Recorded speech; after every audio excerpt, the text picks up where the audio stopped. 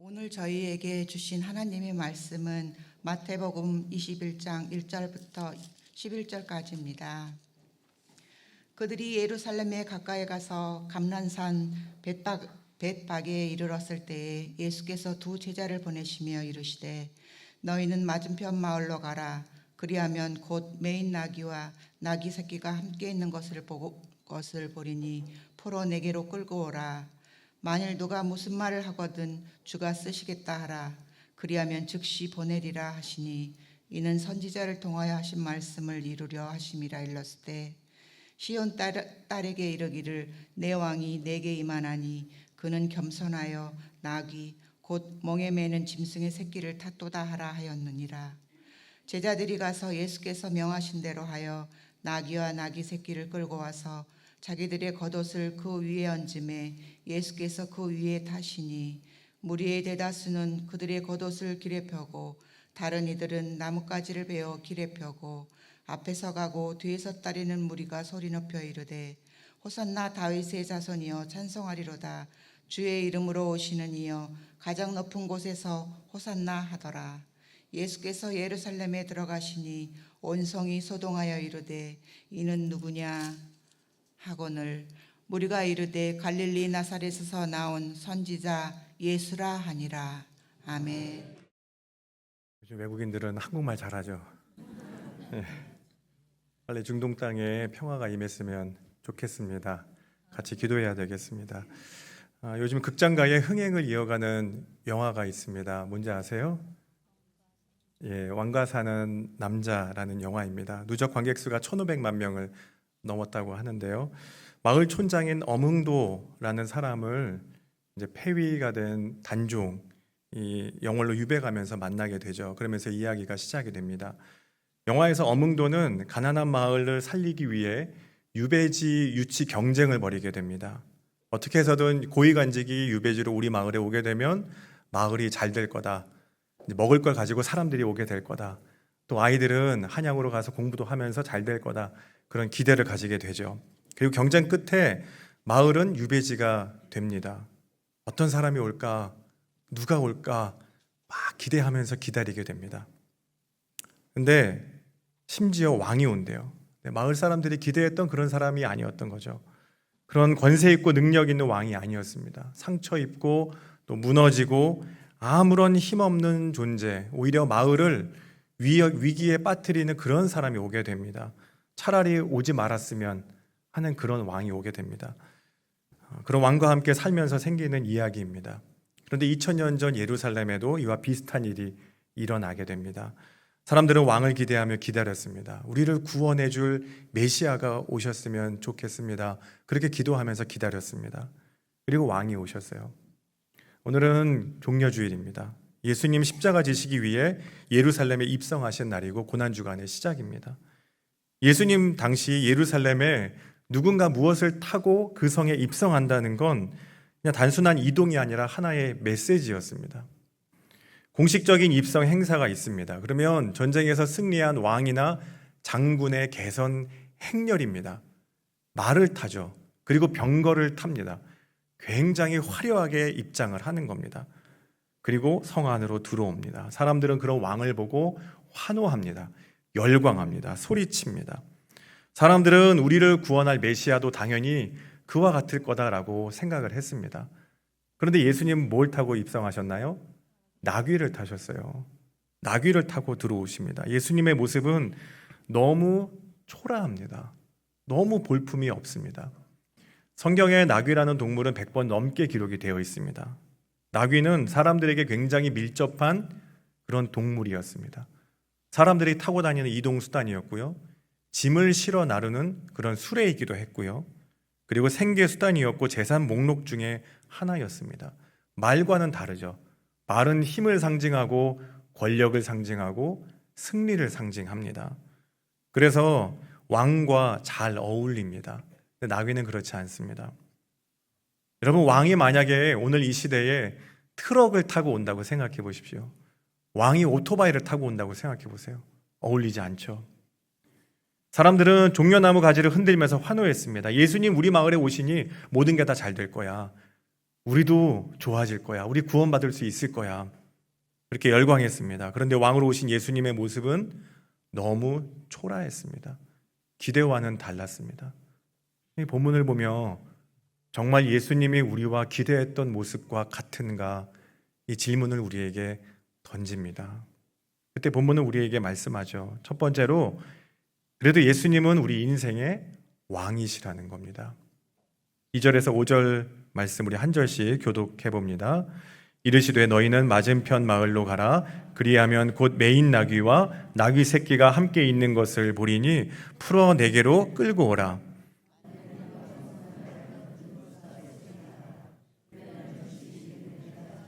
이는 선지자를 통하여 하신 말씀을 이루려 하심이라. 일러스되 시온 딸에게 이르기를 내 왕이 내게 임하나니 짐승의 새끼를 탔도다. 예수님 예루살렘에 입성하시면 제자들에게 건너편 마을로 가서 나귀와 나귀 새끼를 가지고 오라고 말씀하십니다. 풀어서 끌고 오래요. 이 말은 허락을 맡으라는 말씀이 아니에요. 가서 주인에게 한번 물어봐라. 가지고 올 수 있는지 확인해봐라. 이런 말씀이 아니었어요. 이 말씀은 가지고 와라 명령을 하십니다. 가지고 오래요. 이 나귀는 예수님 것도 아닌데 나귀 주인에게 물어보지 않고 그냥 가지고 오라고 하십니다. 분명히 베다니에 사는 나귀의 주인이 있습니다. 예수님은 미리 이 나귀를 사놓은 것도 아니고 예약해 놓은 것도 아닌데 가지고 오라고 합니다. 그러면서 예수님이 그 대답도 가르쳐 주시죠. 나귀 주인이 말했을 때 뭐라고 하라 그러세요? 만일 누가 무슨 말을 하거든 주가 쓰시겠다고 하래요. 주가 쓰시겠다고 하라. 이렇게 가르쳐 주십니다. 주가 쓰시겠다 하라. 여기서 주는 퀴리오스입니다. 퀴리오스란 말은 주인이에요. 지배자고 소유자입니다. 그러니까 예수님은 이 낙이 원래 내 거니까 가서 가지고 오라는 겁니다. 여러분, 우리는 내가 내 삶의 주인이라고 생각합니다. 시간도 내 거, 건강도 내 거, 물질도 내 거, 관계도 내 거. 내가 내 삶을 통제하고 다스릴 수 있다고 생각합니다. 인생의 주도권이 내게 있다고 생각합니다. 그런데 퀴리오스라는 말 앞에는 정관사가 붙어 있습니다. 그 주인, 나귀의 진짜 주인, 세상 모든 만물의 주인은 예수님이시라는 겁니다. 예수님이시라는 거예요. 우리는 청직이라고 가르쳐 주십니다. 하나님께서 맡기신 것을 책임 있게 관리하고 잠깐 돌보고 있는 사람일 뿐 진짜 주인은 예수님이시라고 말씀하십니다. 주가 쓰시겠다 하라. 인생의 참된 주인은 누구인가? 내 마음속 왕의 자리에 누가 앉아 있는가? 그 말을 들었을 때 나귀 주인은 조금도 지체하지 않고 예수님께 나귀를 내어 줍니다. 윌리엄 보든이라는 사람이 있습니다. 이 사람은 미국 낙농회사의 후계자였어요. 부동산과 우유 생산으로 백만장자가 될 그런 상속자였습니다. 그런데 고등학교 때 예수님을 인격적으로 만나게 돼요. 그리고 인생의 주인이 예수님이라는 걸 깨닫게 됩니다. 그리고 세계를 여행하면서 예수님을 모르고 살아가는 수많은 사람들을 보게 됩니다. 너무나 고통 가운데 살아가는 사람들을 보면서 예수님, 세계 선교를 위해 나를 주님께 드리겠습니다. 복음을 전하겠습니다. 이 윌리엄 보든은 미국 최고의 대학이라고 불리는 예일 대학교와 프린스턴 대학교를 졸업합니다. 물질적인 풍요가 있어요. 최고의 대학에서 공부를 했어요. 근데 인생의 주인이신 예수님께서 말씀하시는 복음을 전하기 위해 인생의 여정을 주님께 드리고 세계 선교 여행을 떠나게 됩니다. 중국 간수성 무슬림들에게 복음을 전하기로 합니다.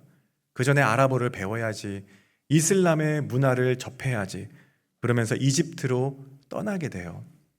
이집트로 떠나고 한 달 만에 척추 수막염으로 25의 나이에 세상을 떠나게 됩니다. 그러면서 세상은 그의 이야기를 신문에 보도하며 무의미한 낭비라고 이야기를 합니다. 무의미한 낭비. 그런데 그렇지 않았어요. 윌리엄 보든은 그의 성경책에 이렇게 적어 놓았습니다. 남김없이, 후퇴 없이, 후회 없이. 세상의 가치를 돌아보지 않고 남김없이 왕이신 주님만 따릅니다. 어려움이 있어도 후퇴 없이 주님만 바라보며 나아가겠습니다. 왕이신 주님께 드린 내 삶에 대해서 후회하지 않겠습니다. 이게 윌리엄 보든의 삶의 모토였어요. 세상은 무의미한 낭비라고 생각했을지 모르지만 주님을 위해 그의 삶을 드렸을 때 열매가 맺히게 됩니다. 예일대학교의 많은 후배들이 그를 따라 선교사로 지망했습니다. 중국 란초우에 그를 기억하며 병원이 세워졌고 그 병원을 통해 많은 사람들이 예수 그리스도를 영접하게 되었습니다. 우리는 내가 내 인생의 주인이 되어야 잘 살 수 있을 거라고 생각해요. 내가 내 인생의 왕자에 앉아야 내가 내 인생을 다스릴 수 있고 실수하지 않고 실패하지 않을 거라고 생각합니다. 그런데 그렇지 않습니다. 여러분, 해리포터 시리즈를 쓴 조앤 롤링이라는 사람 아시죠? 이 사람이 해리포터를 쓰고 한 해 수입이 수천억 원이래요. 1년에 벌어들이는 돈이 어마어마하죠. 그리고 이 책은 67개 언어로 번역돼서 5억 권 이상이 팔렸습니다. 그녀가 2008년 어느 대학의 졸업식 연사로 서서 이런 말을 합니다. 저는 영국 치핑소드베리라는 시골 마을에서 태어났습니다. 저는 좋은 대학을 나오지도 않았습니다. 일자리가 없어 정부 보조금으로 생활하다가 28살에 이혼녀가 되었습니다. 6개월도 안 된 딸을 혼자 키우고 있었고 종이를 복사할 돈이 없어 한자 한자 타이핑을 쳐야만 했습니다. 출판사에서 12번을 퇴짜 맞았습니다. 내 삶은 실패한 인생이었습니다. 그런데 실패를 통해 불필요한 것을 제거하고 정말 중요한 것이 무엇인지 알게 되었습니다. 여러분, 그리스도인에게 진짜 중요한 게 무엇일까요? 내 인생의 주인이 누구냐 하는 거예요. 내 인생의 왕이 누구냐 하는 것입니다. 사도행전 2장 36절에 이렇게 기록합니다. 함께 읽어봅니다. 너희가 십자가에 못 박은 이 예수를 하나님이 주와 그리스도가 되게 하셨느니라. 로마서 14장 9절 함께 이를 위하여 그리스도께서 죽었다가 다시 살아나셨으니 곧 죽은 자와 산 자의 주가 되게 하려 하심이라. 성경은 말합니다. 하나님의 아들이신 예수 그리스도께서 십자가에서 죽으시고 부활하심으로 죽은 자와 산 자의 주가 되셨다. 우리의 왕이 되셨다. 내가 내 삶의 주인 노릇을 하면 불안해요. 두려워요. 우리는 실패합니다. 실수합니다. 수많은 절망 속에 살아가게 됩니다. 하지만 부활하신 예수 그리스도께서 내 삶의 주인이 되시면 우리가 실패한 그 자리에서 다시 우리를 새롭게 하시는 줄 믿습니다. 우리를 일으켜 주십니다. 영원한 생명이 주님께 있기 때문입니다. 사도 바울은 갈라디아서 6장 17절에 이렇게 말합니다. 이후로는 누구든지 나를 괴롭게 하지 말라. 내가 내 몸에 예수의 흔적을 가지고 있다. 예수의 흔적, 스티그마, 이건 노예에게 새겨두는 주인의 사인이에요. 내가 새겨놨으니 이거 내 거라는 겁니다. 예수님 거라는 거예요. 여러분, 여러분의 몸에 주님의 흔적이 새겨져 있는 줄 믿으시기 바랍니다. 상처도 주님의 흔적이고 고난도 주님의 흔적이에요. 내가 품어야 하는 내 몫의 태인 십자가 주님의 흔적입니다. 주님께서 새겨 놓으신 것이에요. 바울은 주님을 인격적으로 만나고 고백하죠. 이제 내가 살아도 주 위에 살고 이제 내가 죽어도 주 위에 삽니다. 내가 사나 죽으나 주님의 것이요 날 위해 피 흘리신 주님의 것이라. 어떤 목사님이 북한의 기독교 역사 자료를 보시다가 100년 전에 함경남도 문천 예수교회라고 하는 곳에 어떤 장로님의 기도를 찾았어요. 그런데 그곳의 장로님의 기도가 오늘 본문에 있는 기도였어요. 아버지, 이놈은요 빌어먹은 나귀 새끼가 되어서 주님이 타셨다가는 떨어져 낙상하실 것입니다. 그러니 아버지, 거저 이놈을 잡아 가죽을 벗겨 주님 구두나 한 켤레 지어 신으시옵소서. 이게 무슨 말이에요? 그러니까 살아도 주님의 것, 죽어도 주님의 것. 근데 살아있을 때는 내 안에 내가 너무 살아있기 때문에 주님이 떨어져 낙상하실 것이니 차라리 주님 저를 잡으셔서 구두나 한 켤레 신으십시오. 그런 기도입니다. 여러분, 나를 기꺼이 내어드리는 고백의 기도죠. 성경을 보면 나귀를 내어드린 이런 이름 없는 무명의 사람들이 수도 없이 많습니다. 왜냐하면 성경의 주인공은 예수님이기 때문에 그렇습니다. 내 인생의 주인은 예수님이십니다. 내 안에 왕으로 예수님이 계셔야 됩니다. 왕과 사는 방법, 내 인생의 왕이신 주님을 인정하며 고백하며 그렇게 주님과 함께 인생 광야 걸어가는 여러분 되시길 축복합니다. 두 번째로 자기 십자가를 지고 우리는 예수님을 따라가야 합니다. 9절 말씀 같이 한번 읽어봅니다. 앞에서 가고 뒤에서 따르는 무리가 소리 높여 이르되 자손이여 찬송하리로다. 주의 이름으로 오시는 이여 가장 높은 곳에서 호산나 하더라. 아멘. 무리는 열광했습니다. 호산나 다윗의 자손이여 막 열광합니다. 8절에도 보면 겉옷을 기대 깔아서 예수님을 왕으로 맞이했대요. 예수님 당시 사람들은 겉옷이 다 하나였어요. 굉장히 귀한 옷입니다. 여러분 그걸 길가에 깔아가지고 사람들을 맞이할 수 있겠어요? 그렇게 귀한 옷을? 그렇게 예수님을 환호했습니다. 호산나 우리를 구원해 주시옵소서. 그리고 종려나무 가지를 흔듭니다. 이건 승리와 기쁨의 상징입니다. 우리 이제 살았다. 우리 이제 구원받았다. 당시 유대 백성들은 로마의 압제 아래에 있었습니다. 하루하루가 지옥 같았어요. 로마의 압제와 수탈로부터 구원해 줄 메시아를 간절히 기다렸습니다. 그때 예수님이 나타났습니다. 우리를 구원해 주시옵소서. 호산나. 그런데 잠시 후에 그 외침이 바뀝니다. 그를 십자가에 못 박아라. 그를 십자가에 못 박아라. 여러분 사람들이 어떻게 그렇게 변할 수 있을까요? 예수님이 실망하셨을까요? 너희 어떻게 그럴 수 있니? 그러셨을까요? 예수님은 우리들의 연약함을 너무나 잘 아셨습니다. 왜냐하면 예수님이 먼저 십자가 지셨기 때문에 우리도 십자가를 질 수 있고 우리도 연약함을 이길 수 있는 겁니다. 예수님은 우리의 연약함을 너무나 잘 아십니다. 엔도 슈샤코의 소설 침묵에 그런 장면이 나와요. 도쿠가와 이에야스가 기독교를 박해하죠. 그리고 배교자를 찾아냅니다. 후미에라는 게 있습니다. 예수님의 십자가 모양을 새긴 동판입니다. 그걸 바닥에 깔아요. 그걸 밟으면 살려주고 밟지 않으면 처형하는 겁니다. 주인공이 그 시험대에 설 때 예수님의 음성이 들려옵니다. 밟아라. 네 발의 아픔을 내가 제일 잘 알고 있다. 나는 너희에게 밟히기 위해 이 세상에 태어났고 십자가를 졌다. 그러니 밟아라. 여러분 우리가 십자가를 질 수 있는 이유는 우리 위에 먼저 십자가 지신 예수님이 계시기 때문인 줄 믿습니다. 우리의 나약함을 아시고 우리의 부족함을 아십니다. 십자가 그리고 왕 이 두 개의 단어는 너무 어울리지 않죠. 어떻게 왕이 십자가를 집니까? 십자가는 죽음의 형틀입니다. 그런데 왕이라뇨. 하지만 십자가에서 죽어야 할 사람은 바로 나였기 때문에 왕이신 예수님께서 나를 위해 죽어주셨습니다. 대신 죽으셨습니다. 이 예수님의 십자가 죽음을 통과하지 않고는 누구도 구원받지 못합니다. 십자가를 통과해야만 구원이 있는 줄 믿습니다.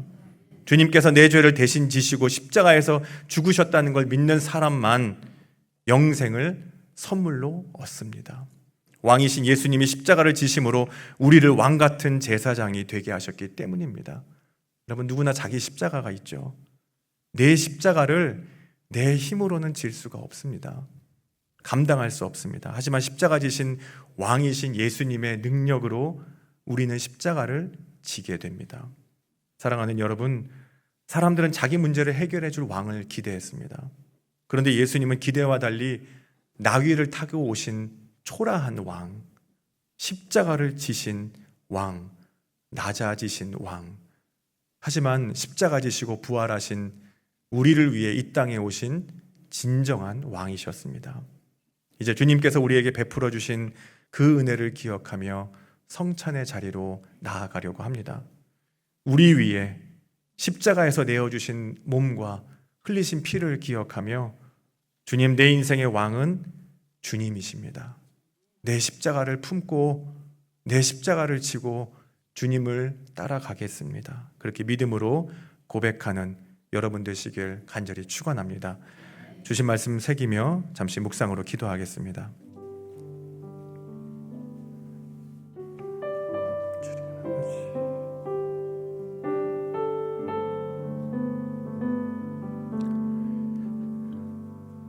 사랑의 주님, 우리 죄를 위해 십자가 지신 왕이신 주님을 바라봅니다.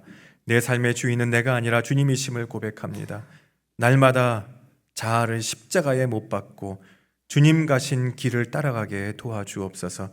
우리 위에 내어주신 몸과 피를 흘리신 그 사랑 기억하며 믿음으로 따라갑니다. 우리 인생의 주인 되신 예수 그리스도의 이름으로 기도합니다.